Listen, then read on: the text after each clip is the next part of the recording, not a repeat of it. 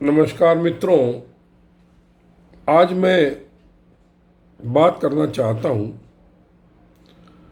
क्योंकि राजू श्रीवास्तव की मृत्यु, मैंने बताया, एक सदमा तो है ही है हम सबके लिए,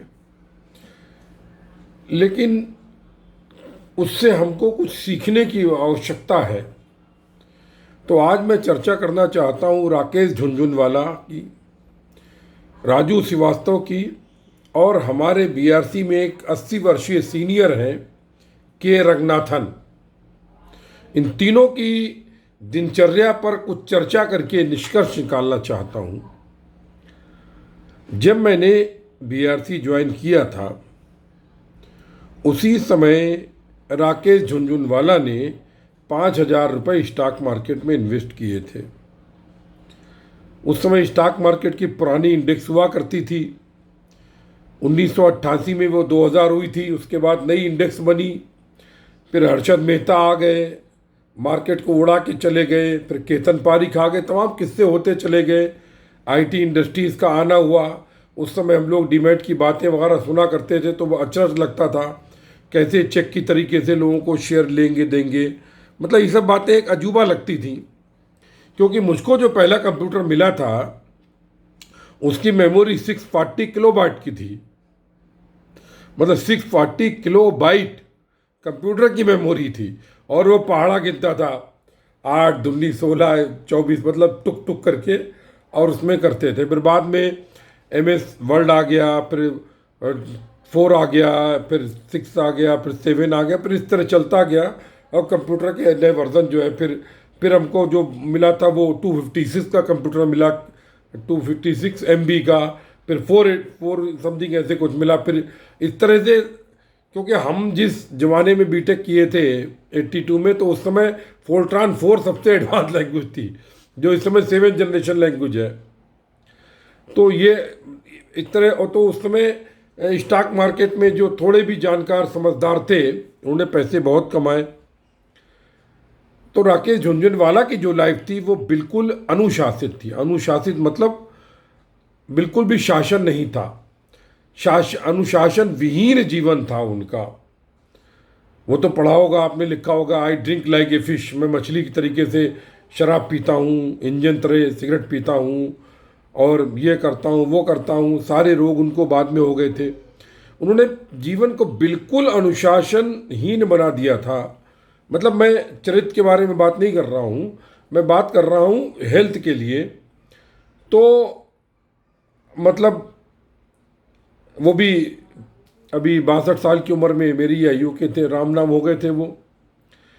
वहीं दूसरी तरफ राजू श्रीवास्तव बहुत ही अधिक अनुशासित, इतना अधिक अनुशासित व्यक्ति खाने पीने के मामले में आसानी से नहीं मिलता है। अनुशासन अनुशासन अनुशासन। लेकिन वो भी 58 साल की उम्र में चले गए। लेकिन हमारे एक सीनियर हैं के रंगनाथन साहब, मैकेनिकल इंजीनियर, हमसे सीनियर, हमारे बॉस थे। अभी 80 साल के होने जा रहे हैं। 4-5-6 घंटा बैडमिंटन खेल लेते हैं, और इस समय वो देश भर के कई शहरों में बैडमिंटन खेल रहे हैं। विदेशों में भी सीनियर सिटीजन का बैडमिंटन खेल के चले आए हैं। और इस उम्र में भी वो अपना, अब 80 के हैं, हो सकता है 1-2 साल आगे पीछे हो, मतलब 75 से तो 100% ऊपर है। तो उनको रिटायर हुए कई साल हो गए। तो वो रिटायर हुए थे 2007 में, मतलब 7 का मतलब हो गया, तो उस समय 60 साल के थे। तो उसमें आप ये और जोड़िए 10 60 10 70, मतलब 75 से ऊपर ही हैं वो अभी। लेकिन इतना बैडमिंटन खेल लेते हैं। उनकी लाइफ बहुत डिसिप्लिन है। खाने शौकीन आदमी है थोड़े से, मतलब, लेकिन वो नॉनवेज वगैरह तो नहीं खाते हैं, क्योंकि दक्षिण भारत के हैं बहुत। और बहुत तहलका मचाए हुए अपने गेम से इस समय वो थे। तो अब आप यहाँ पर ये देखिए कि मुझे ये लगता है, जो मैं आप लोगों को बताना चाहता हूँ, आदमी को जिम नहीं जाना चाहिए 40 साल के बाद या 45 साल के बाद। क्योंकि जिम में जा करके आदमी अपना जोर आजमाता है, अपनी शक्ति का प्रदर्शन कोशिश करता है हम कितने अधिक शक्तिशाली हैं कि नहीं है, और वो शरीर पर जोर देता है। आदमी को, जैसे मेरे फूफा जी थे RN स्वरूप, वो बरेली सिंथेटिक्स में, वो करीबन 88 साल की उम्र में हाथ पर चलते रहे। मेरे घर आए थे, मैंने कहा तो आप तो तेल वेल पूड़ी नहीं रोटी, नहीं मैं पूड़ी वूड़ी सब खाता हूँ, शक्कर वक्कर सब, मुझे ना डायबिटीज़ ना शुगर है। 88 साल मतलब 90 के आसपास, बिल्कुल फिट, पूरा खाते सब करते। तो मतलब क्या हो गया कि वो डेली प्राणायाम करते थे और आसन वगैरह करते थे। तो मेरा ये मानना है आप स्वस्थ रहने के लिए जो आसन है उन आसन में करें। आसन में आपके शरीर पर स्ट्रेन नहीं पड़ती है, और यांत्रिक में आप वाहिक रूप से अपने ऊपर स्ट्रेन डाल भी सकते हैं और स्ट्रेन खुद ले भी सकते हैं। क्योंकि मैंने देखा जिम जाने वाले कई लोगों का, एक मैंने देखा था वो व्हाट्सअप आया था, वो 35 साल का युवा, यानी दुनिया के कई CEO भी 35-40 साल में चले गए क्योंकि वो रोज जिम जाते थे। जिम केवल बॉडी दिखाने के लिए, बुज्जे उज्जे ये बनाने के लिए, इन सब के लिए थोड़ा है, लेकिन अंदर से जिम कुछ नहीं देता है, आदमी फप्पस रहता है। तो आप जब योगासन वगैरह करते हैं तो आप अंदर से स्ट्रांग होते हैं। तो आप को अगर करना है तो आप योगासन कीजिए, पैदल चलिए। अब जैसे रंगनाथन साहब अभी भी 4-4 घंटा 6-6 घंटा बैडमिंटन खेल रहे हैं, 80 के आसपास होने जा रहे हैं, फिट हैं। तो और एक तरफ राकेश झुंझुनवाला बेहद अनुशासित जीवन जिए, खाने में हेल्थ में बिल्कुल केयर नहीं किए। दूसरे राजीव श्रीवास्तव की हेल्थ की केवल केयर की है।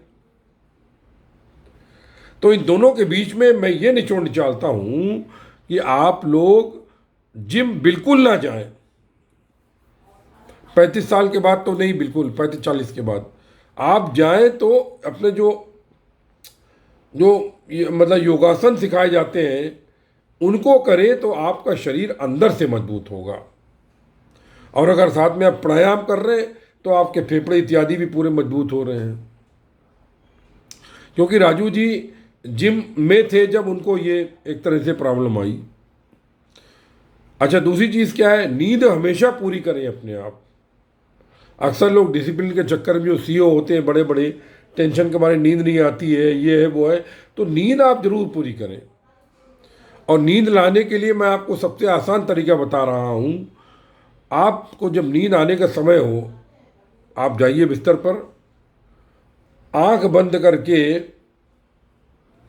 कुछ देर, और ये उंगली मिला लीजिए, ध्यान मुद्रा में आ जाइए अंगूठे से, ये उंगली और ये मतलब, और बैठ करके थोड़ा सा अपना मंत्र जप करें आप, जो भी आपको अच्छा लगे, आंखें बंद करके। तो और आपको फिर नींद देखें, क्योंकि इस तरह से मैंने कई मित्रों को बताया, उनकी नींद उनको अच्छी आने लगी।